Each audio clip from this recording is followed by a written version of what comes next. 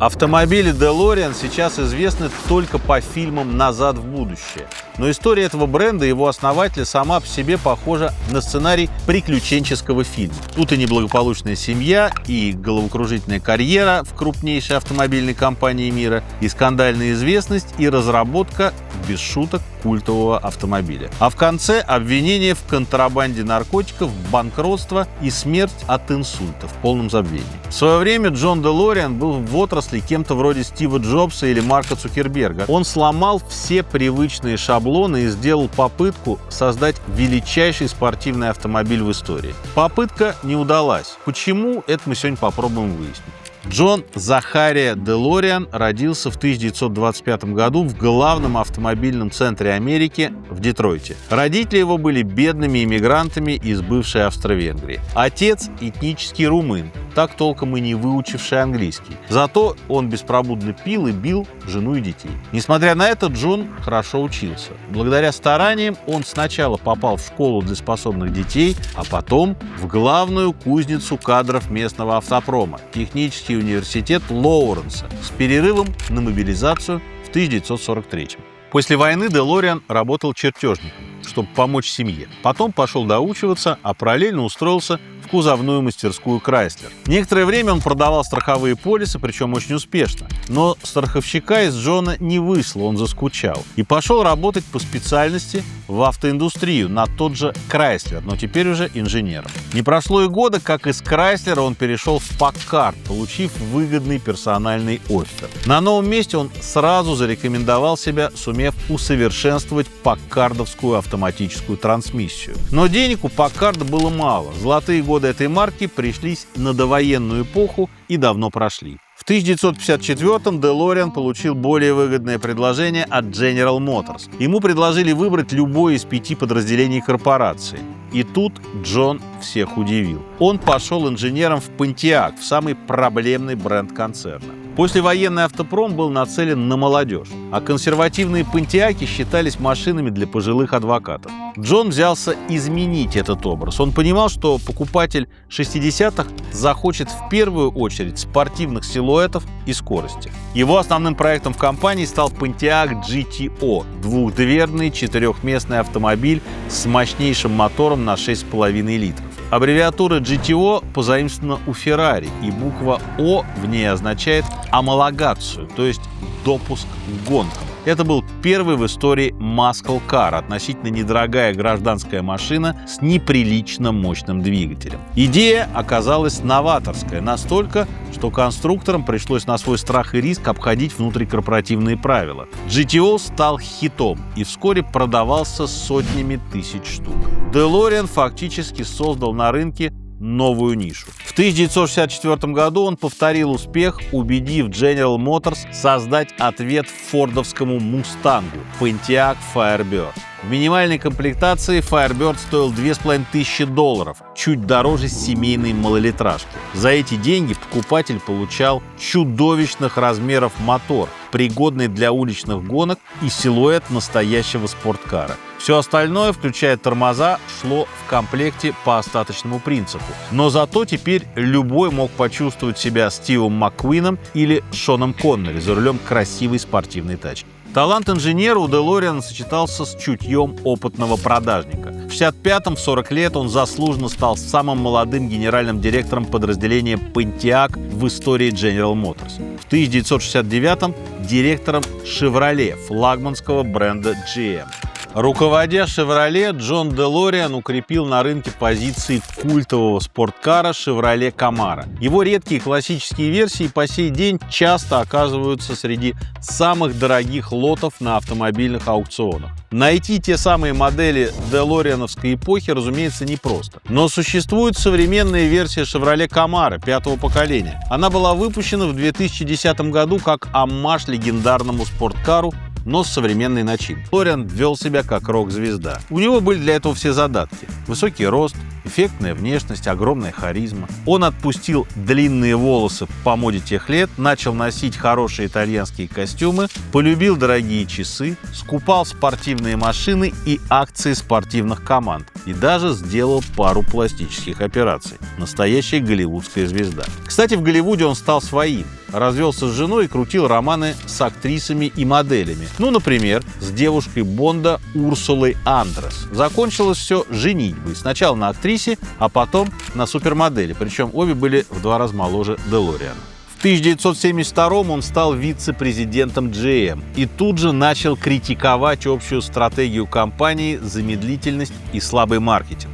Делориан заявил, что с 1949 года, когда изобрели автоматическую коробку передач, в автомобильной отрасли не было ни одного реального прорыва. Он предлагал немыслимую по меркам того времени идею – отказаться от больших и прожорливых автомобилей в пользу маленьких и экономных. Идея, как сейчас понятно, была пророческой. 70-е стали эпохой нефтяного кризиса, почти убившего американскую автопромышленность. Но руководство его энтузиазм не оценило. В апреле 1973-го Джон Делориан, без 5 минут президент всей корпорации, увольняется по собственному желанию. В утешение ему достается золотой парашют в виде дилерского центра Кадиллака в теплой Флориде и пожизненная пенсия. Все это позволяло ему провести остаток дней где-нибудь под пальмами или на борту яхты. Но Делориан снова заскучал. Он хотел остаться в истории не как менеджер, а как изобретатель собственного спортивного авто. Этаким американским Энцо Феррари. Мысленно он уже видел эту машину. Спорткар будущего. Безопасный, недорогой и не похожий на другие. Что-то среднее между Корветом и Porsche 911. Проблема была только одна. Из GM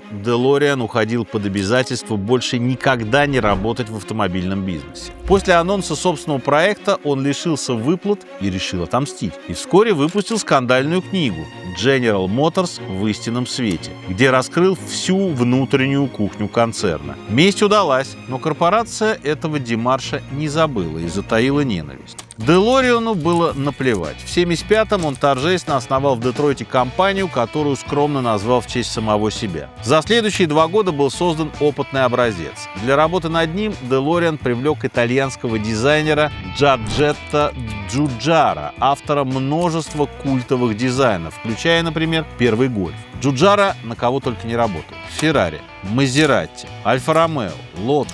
Делориану он принес концепт, который изначально придумал для Porsche. Он предложил корпус с стальным клиновидным кузовом и дверьми типа крыло «Чайки», которые раньше встречались только у Мерседеса. Кузовные панели из некрашенной стали стали крепиться к каркасу из стеклопластика, причем на всю эту конструкцию обещали 20-летнюю гарантию. Относительно небольшой двигатель мощностью 130 лошадиных сил должен был разгонять машину до 100 км в час за 10,5 секунд. Максимальная скорость составляла всего 177 км в час. Зато и стоило все это не заоблачно дорого – $12 000, на современные деньги около 70 тысяч. Сильной стороной Делориана была реклама. Для новой машины выбрали слоган «Live the Dream», то есть «Живи мечтой». Делориан договорился о партнерстве с American Express и обещал продать 100 автомобилей с кузовом, покрытым 24-каратным золотом. Причем расплатиться за них можно было только золотой карточкой Amex. В итоге таких машин сделали всего 2, обе сейчас в музее. Чтобы запустить свой автомобиль в производство, Делориану требовалось около $200 миллионов. Сейчас это сильно за миллиард. Часть денег он взял у Bank of America, часть достал у знаменитых приятелей. Еще какую-то долю планировал покрыть за счет новаторской схемы. Продавал акции дилерским центрам, которые хотели торговать его машинами. Но в основном, конечно, он рассчитывал на государственную помощь, кредиты, налоговые льготы и землю под завод в родном Детройте. И вот тут оказалось, что ссориться с топами General Motors было плохой идеей. Они на лоббизме собаку съели и теперь лоббировали идею ни копейки американских денег этому выскочке. Делориану пришлось вести переговоры с Канадой и Испанией. Он даже подписал предварительное соглашение с властями Пуэрто-Рико. Но тут в дело внезапно вмешались англичане. Британское правительство хотело развивать депрессивную Северную Ирландию. Британцы обещали не только построить завод в пригороде Белфаста, но и вложить в проект $100 миллионов, не считая грантов и льгот. Северная Ирландия тогда производила и экспортировала в основном политический терроризм, но Делориана это не смутило. В октябре 1978-го началось строительство огромного завода на 2600 рабочих мест. Сроки сдачи все время сдвигались, и первый автомобиль сошел с конвейера только в начале 1981 года. Модель получила название DMC DeLorean или просто DMC-12. Цифра должна была намекать на проектную цену – $12 тысяч, но тут получилось неловко. Машина успела подорожать до 25 тысяч. За эти деньги уже можно было купить хороший немецкий автомобиль того же класса. Делорианы таким конкурентам откровенно проигрывали. Серийные образцы очень сильно отличались от выставочных. Разгон для спортивного автомобиля был медленный, управляемость жуткая, сборка ужасающая. Стальной кузов мгновенно собирал всю грязь и покрывался царапинами. Владельцы, кстати, быстро сообразили, что мыть его лучше не шампунем, а легендарной смазкой WD-40. Первую партию машин удалось продать покупателям из длинного списка ожидания. Некоторые из них даже переплачивали по $10 тысяч, чтобы быть первыми. Но на этом успехи закончились. Инвестиций хватило ровно до запуска завода. Стратегический план Делориана предусматривал выход на безубыточность при производстве 10 тысяч автомобилей в год. В первый год удалось произвести всего 6 тысяч, а продать только 3. Уже к концу 1981-го проект забуксовал из-за отсутствия денег. DMC была должна рабочим, проектировщикам, поставщикам. Отчаянную попытку выйти на IPO заблокировала американская комиссия по ценным бумагам. В Британии тем временем сменилось правительство. Еще в 1979 году к власти пришла Маргарет Тэтчер, радикальная рыночница. Она не только не дала Делориану денег, но и ввела в 1982 году внешнее управление заводом, что означало неминуемое банкротство. Bank of America подал на компанию в суд за просроченные кредиты и потребовал 2000 автомобилей в качестве возмещения ущерба. Джон Делориан в попытке удержать свое детище на плаву был готов буквально на что угодно, и дело кончилось анекдотической ситуацией. В какой-то момент на него вышел человек якобы из Колумбии и предложил деньги в обмен на продажу партии наркотиков общим весом 100 килограмм. Человек этот был агентом ФБР под прикрытием. В октябре 1982 года Джона Делориана арестовали в номере Лос-Анджелесского отеля. При нем было 27 килограмм вещества. Кадры задержания знаменитого бизнесмена и плейбоя на фоне горы наркотиков мгновенно облетели весь мир и обрушили репутацию Делориана и его компании до полного нуля. Неделю спустя DMC объявила о банкротстве. В СМИ началась настоящая травля Делориана, за которой, по слухам, стояло руководство General Motors. Очередная жена от него ушла. От обвинения в наркоторговле он отбился, доказав, что вся история подстроена ФБР. Но дальше начались новые процессы. Мошенничество, уклонение от уплаты налогов и просроченные кредиты.